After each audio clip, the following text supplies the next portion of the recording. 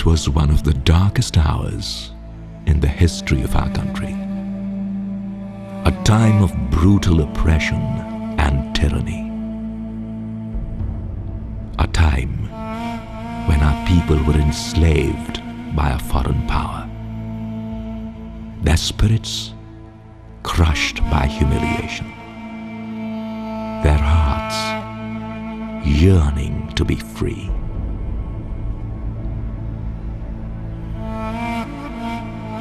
It was in the darkness of this turmoil that a tiny lamp of hope was lit. In a humble home in Allahabad was born a man who would one day challenge the mightiest empire in the world with the force of his moral strength and the power of his oratory, who would fight to protect his country's spiritual, cultural, and intellectual heritage, and spearhead the resurgence of a great civilization, who would lift his country out of the mire of repression and lead it to a new era of self-respect and modernity. A man with such lofty ideals and supreme human values that Gurudev Rabindranath Tagore himself gave him the title of Mahamana, luminous mind, magnanimous heart. This is the story of one of the brightest stars ever to shine in our land, Mahamana Madan Mohan Malviya. Never has any man loved his country with such fiery passion or served its people with such selfless devotion. Mera Desh, Swadesh, my country, forever my heart's first love, my blood, my first thought, and the sweat of my brow will be for thee alone. Never has any man achieved so much in so many fields in a single lifetime. An astute politician, he challenged the injustice of repressive laws and fought to reform regressive bills. A visionary educationist, he built a world-class technical university and laid the foundation for India's emergence as a knowledge power. A fearless social reformer, he championed the cause of minorities and created forums to ensure equal rights for all. A passionate patriot, he fought to preserve India's economic freedom and launched a movement to boycott foreign goods. A devout spiritual leader, he promoted the study of India's spiritual heritage and led the revival of Hindu Dharma. Madan Mohan Malviya was just 25 years old when he burst onto the national stage. His powerful oratory and brilliant intellect electrified the political stalwarts. In his very first speech, he fearlessly lashed out at the immorality of the British rulers. Those Englishmen who uphold moral values will be saddened to learn that their government treats us like slaves. It is not correct that we are denied the right to have a say in how we are governed. No taxation without representation is the first commandment of the political Bible of the English. Roused by his words, Dadabhai Nauroji said, "In the voice of this young man, we feel the presence of Mother India herself." Madan Mohan Malviya soon became one of the most sought-after leaders in the land and was the only person to be elected 4 times as Congress President. Gandhiji himself said, "When I came back to India, I first went to visit Lokmanya Tilak. I found him as lofty as the Himalaya. It was not possible for me to scale that height. I then went to Sri Gokhale. He appeared to me like a deep ocean. It was not possible for me to enter so deep. Lastly, I approached Malviya ji. He seemed to me as crystal clear as a stream and as pure as the Ganga. I decided to take a dip in the sacred river. Gandhiji often called himself a pujari of Malviya ji. There may be dark spots in my character, but Madan Mohan Malviya is spotless. He is Pratasmarniya, a sage, who, if remembered early in the morning, makes a man rise above the mire of self-centeredness. A visionary leader, Malviya ji did not want to follow India of 5,000 years ago. As far back as 1916, he laid the foundation for the emergence of a vibrant new India and established what was later to be known as the pillar of Indian pride, the Banaras Hindu University. The Banaras Hindu University has been established to bring a special message to the world. We have lit the lamp of knowledge in the temple of learning. It is only men who possess great courage and patience and who have developed in themselves a constant spirit of self-sacrifice, who possess undying devotion to the cause which they have understood to be great and glorious, and who are torchbearers of the future. It is only men like this who can serve an institution like the Banaras Hindu University.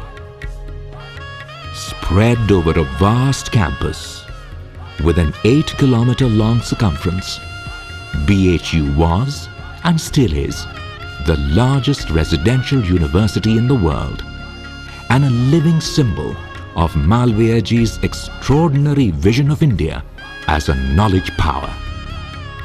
He was the first person to bring together the luminosity of Indian scientific knowledge and the innovative genius of Europe. He sought and won the blessings of 3 of the most eminent scientists of India.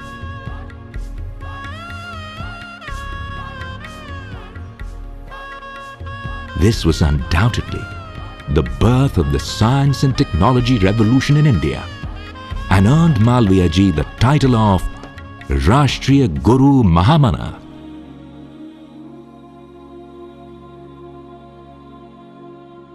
Even as Indians rejoiced at the new beacon of light in their lives, darkness fell with sudden, unexpected horror and ripped apart the very soul of the country.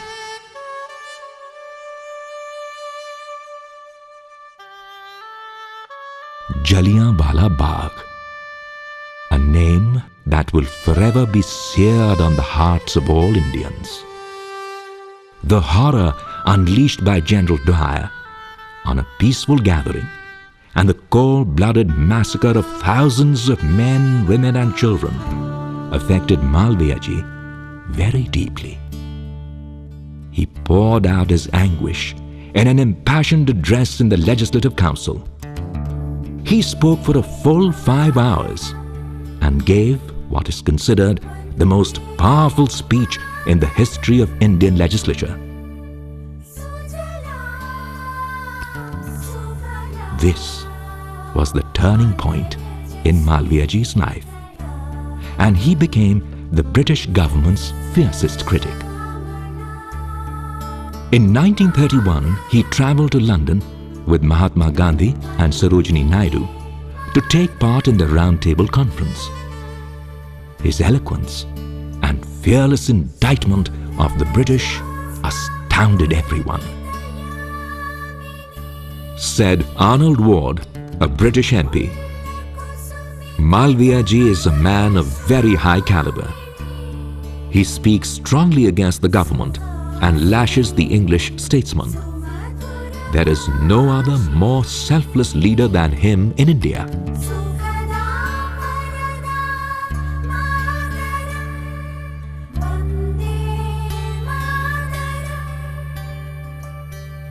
Though an idealist himself, he espoused practical resolution of problems.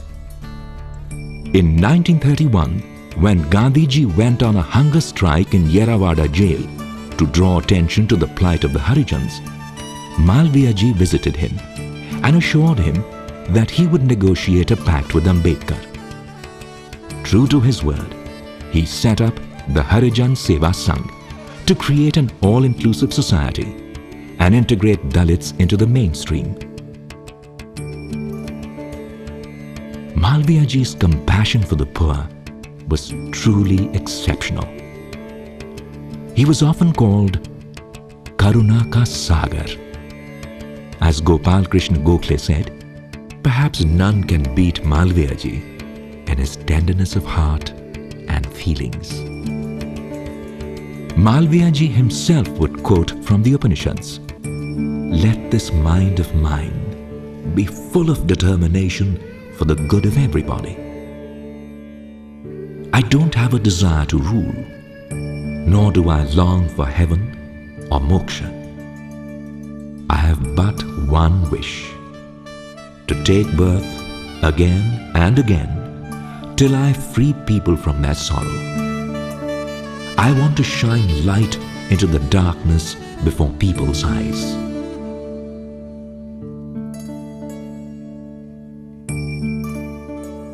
Malviya ji did not live to see the freedom of the country he loved so much. He died less than a year before independence, on 12th of November, 1946.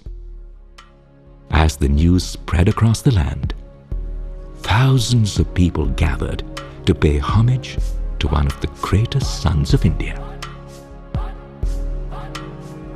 Malaviya ji was a giant in the political and cultural fields of India at a time of the growth of our great national movement.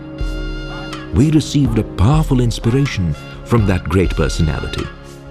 There can be no doubt of the tremendous service he did to our country and of the powerful effect he had on the innumerable people who were influenced by him.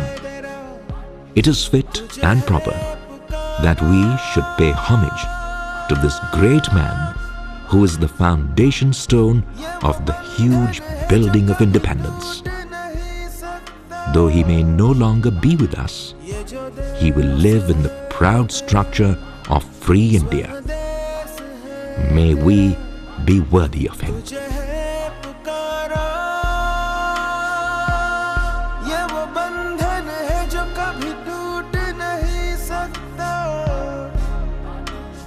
Madan Mohan Malviya ji's legacy has endured. His vision of a strong, free, intellectually and economically powerful India has come true. His profound love for the country of his birth and his selfless striving to uplift his fellow citizens will remain an inspiration for generations to come.